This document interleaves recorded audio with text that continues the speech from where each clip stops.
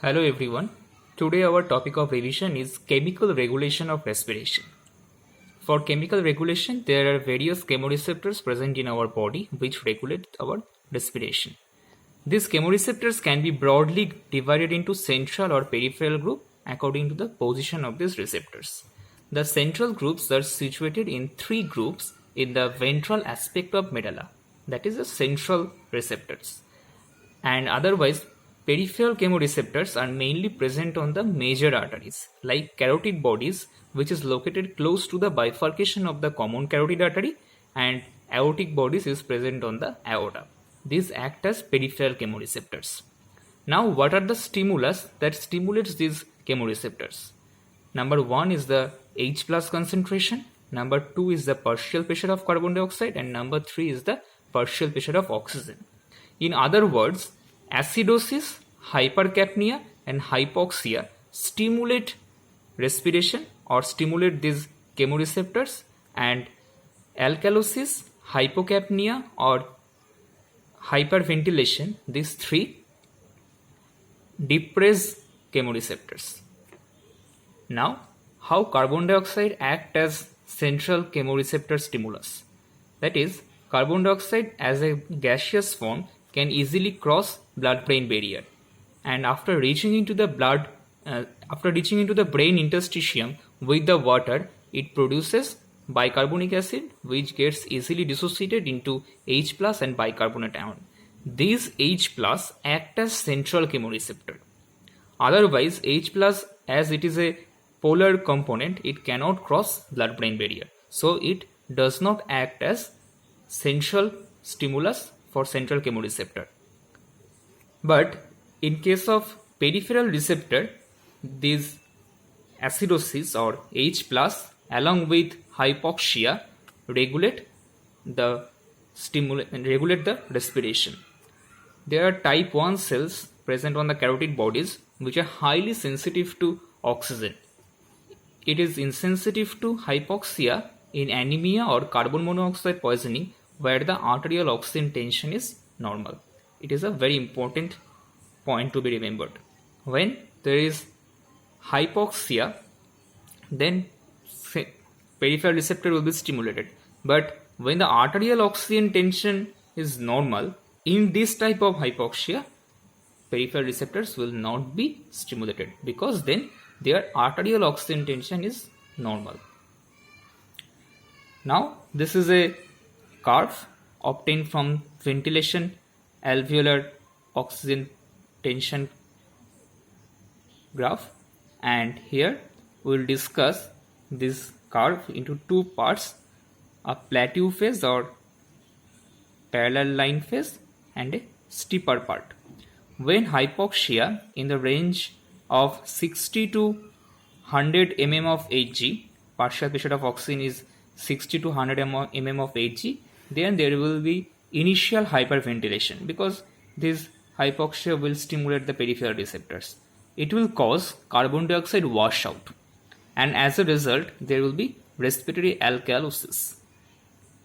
Along with there will be increased deoxyhemoglobin concentration, and this deoxyhemoglobin is a weaker acid which will cause low H plus concentration subsequently, and thereby it will cause reduced ventilation because alkalosis will depress the receptors, peripheral chemoreceptors, and thereby ventilation will be reduced. So in this range of partial pressure of oxygen, ventilation is not appreciably stimulated. This is the range between 60 to 100 mm of Hg when ventilation is not appreciably stimulated.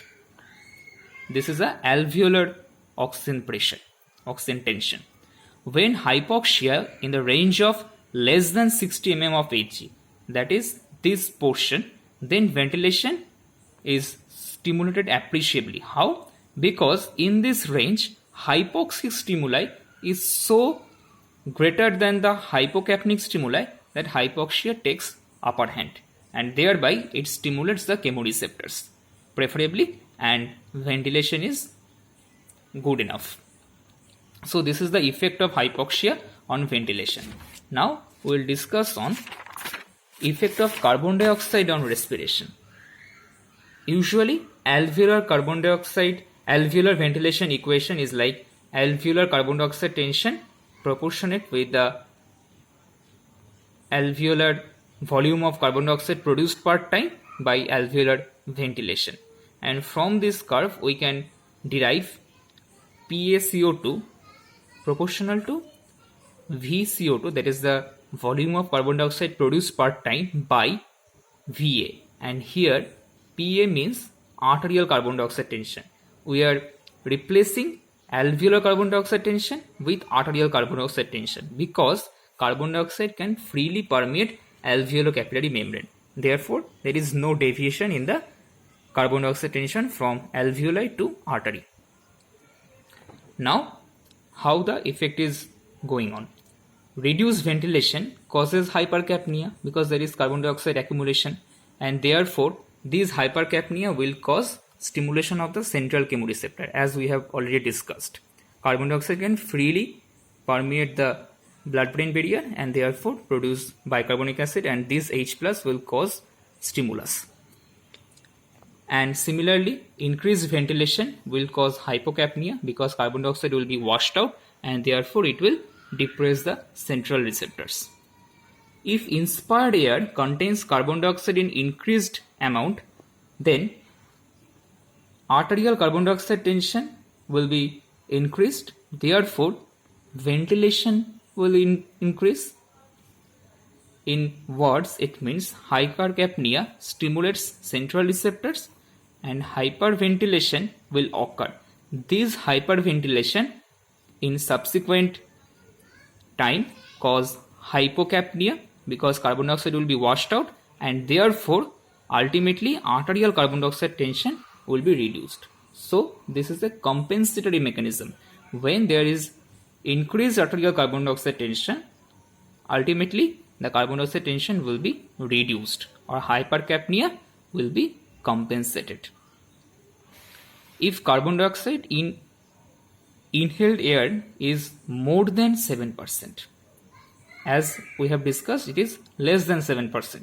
If carbon dioxide in inhaled air is more than 7%, then hyperventilation fails to drop the alveolar or arterial carbon dioxide tension because the concentration is too high. In this case, it starts to accumulate and ultimately it will progress into a chronic hypercapnia, which causes receptor insensitivity to PCO2, partial pressure of carbon dioxide, and then hypoxia is the only stimulus. And this type of phenomena we usually find in COPD patients, where we never ever want to reduce all the hypoxic phenomena. We try to maintain the hypoxia so that the patient can breathe at least. And in chronic hypercapnia, carbon dioxide narcosis occur, that means CNS depression, confusion and coma. Now coming to effect of pH on the respiration.